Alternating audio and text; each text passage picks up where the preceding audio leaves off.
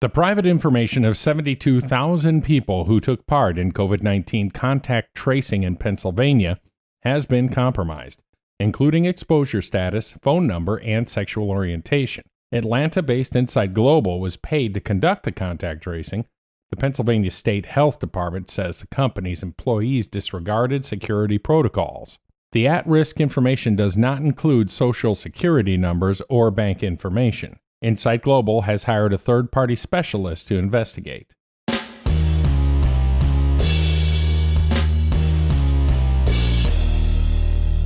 How's everybody doing? My name is Anthony Brian Logan, and today we got to talk about what you just saw, which is a thing that I think anyone could have seen coming. Ray Charles could have seen it coming. Stevie Wonder could have seen it coming. Anyone with half a brain could have seen this whole thing coming.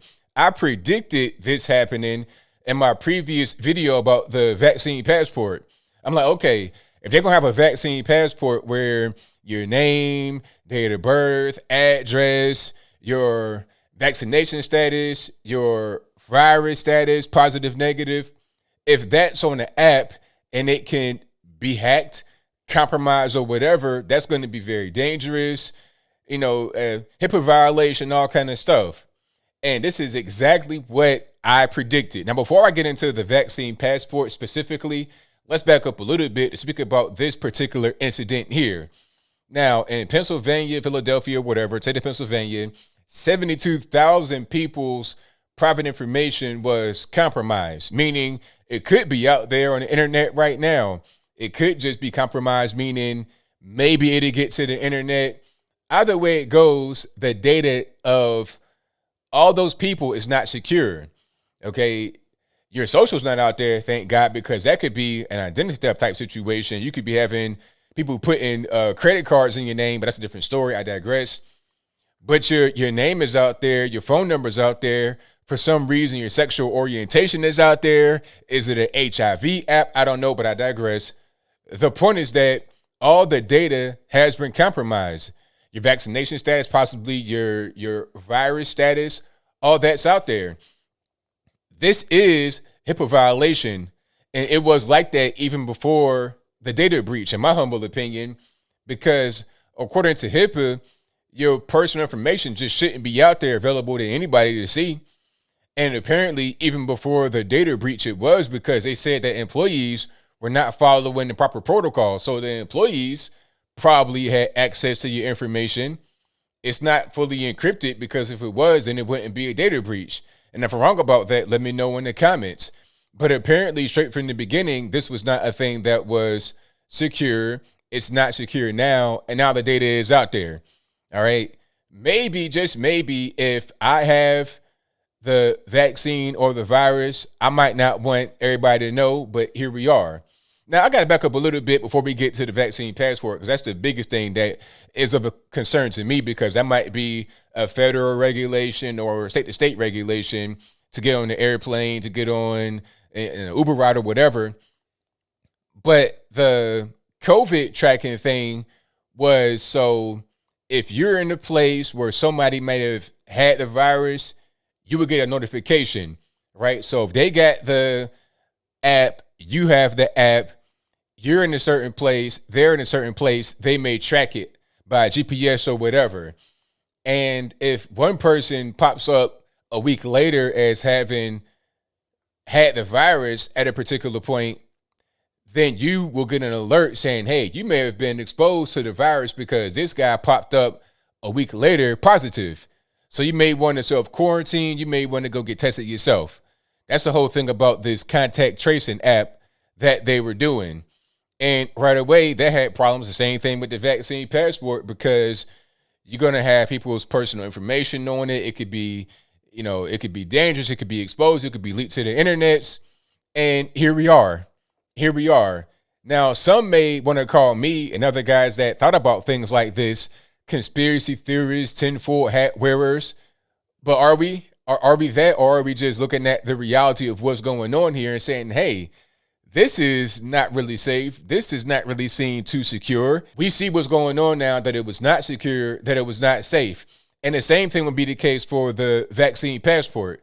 And I think that's been implemented as a requirement to go to Europe if you're coming from the United States. So you want to fly to London from New York City. All right, well, check it out.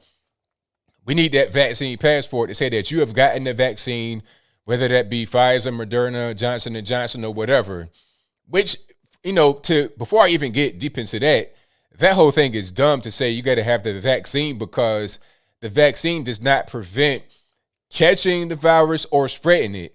All it does, from what I've been able to read, and again, I always say, if I'm wrong, let me know in the comments below. All it does is lessen your symptoms when you get it. That's it. There was an outbreak in a nursing home of fully vaccinated, quote unquote, people, and everybody caught it. So how did everybody catch it if everybody got the vaccine? And I think they said that the person that spread it was unvaccinated. But if you're able to catch it from an unvaccinated person, what is a vaccine? But anyway, if the vaccine does not stop you from getting the virus or stop you from spreading it, then what's the point? To have lesser symptoms? What is that really going to do? So how important is the vaccine passport really?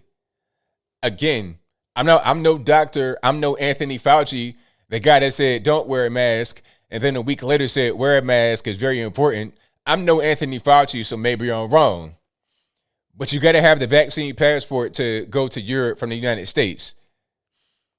So if that's the case, what happens when it gets hacked or breached or something of that to that extent? The employees in this particular case in Pennsylvania did not do their job very well. Now, some are going to say, well, look, ABO, we're not going to have just state employees do it. We're going to have state employees do it. So rather than employees of the state of Pennsylvania, we're going to have employees of the state of the United States. We're going to have this state, the federals, we're going to have them do it, as if somehow federal employees are just light years beyond state employees of Pennsylvania. And somehow the technology is that much different. Like, it's impervious to being hacked or compromised in any kind of way. And you won't have employees that go snooping and trying to find stuff and blackmail, do all kinds of things. People are crazy. Like, you see what people go through to prevent from catching the virus. People are wearing masks and shields at home with nobody around them. You got guys like Joe Biden, who is quote unquote fully vaccinated, wearing a mask on a stream, like on a Zoom call with nobody else in the room, as far as I know. It's like, what's the point? Why are you wearing this mask when you have the vaccine and you're doing a virtual meeting? What's the reason? Why? They came out recently and said, hey, if you got the vaccine, you can go outside with no mask on, but he's outside wearing the mask. All this stuff is just kind of silly. It's political theater. And at the end of it, they're going to push things that just put Americans at greater risk of having their personal information compromised, put out there to the internets. And that's dangerous, aside from just knowing what your status is, whether you got the virus or vaccine or whatever. They're leaking out addresses, phone numbers, names. This is not safe at all. So as I close, I want to say this. People may have said, hey, ABL, you were wrong about your video on the vaccine passport. No, it does not violate your rights. Yes, it is safe. Don't worry about it. Well, I can't tell. I did that video like a month ago, not even. And here we are. And you got a big data breach. Okay, thousands of people in one state. Is the technology in Pennsylvania worse than what you're going to have when you get your actual vaccine passport? Why would it be worse? Why? Would it make what you're going to get from the United States, from the federales, or from Europe that much better? Technology is technology. There's only so many things you could really do when it comes to a thing like this, especially when it's rolled out so quickly. You're going to have bugs and whatnot in the app you got to work out over time. So you're going to get this whole thing rocking and rolling right now and make it a requirement? I think not. So again, shout out to Ron DeSantis, Ron Paul, and everyone else with common sense that says no vaccine passports to go through your everyday life, because really you should not be able to discriminate based on that, right? That shouldn't be a discrimination factor, whether somebody got the virus or they had the virus or, the contact tracing. That should not be discrimination based on that. And also, it's not safe. Your information is just kind of out there. You get employees doing whatever they want to do. And it was the same thing with the Johnson & Johnson vaccine. Employees doing whatever they want to do, mixing the ingredients improperly. How about this? How about I just don't participate in any of that and I live my life as normal? Makes sense to me, but I think I'll leave that right there for now. And what say you? How do you feel about the vaccine passport, the tracking apps, and anything like that? And if I didn't say it, the vaccine passport would be the same thing as a contact tracing app. Basically, it'd be an app on your phone that says whether you got the vaccine or not. That'd be what it is. These apps are susceptible to being hacked, to being compromised, data leaks, and that goes for everything.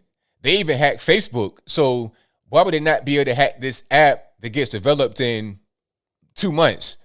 I mean, I'm no rocket scientist. I'm no genius here. I'm not Elon Musk. I'm not some kind of big brain I'm no supercomputer over here, but I know about basic things like apps not being 100% secure, being vulnerable to people and, systems malfunctioning. So do you want to participate in that? Do you want to get the vaccine passport? Is that a good thing that we should have to ensure safety of people, although the vaccine does not stop you from getting the virus or spreading it? Whatever your thoughts on that are, please let me know in the comments below. And that's all I got to say for this video. If you like what you heard, please comment, rate, share, and subscribe. Peace.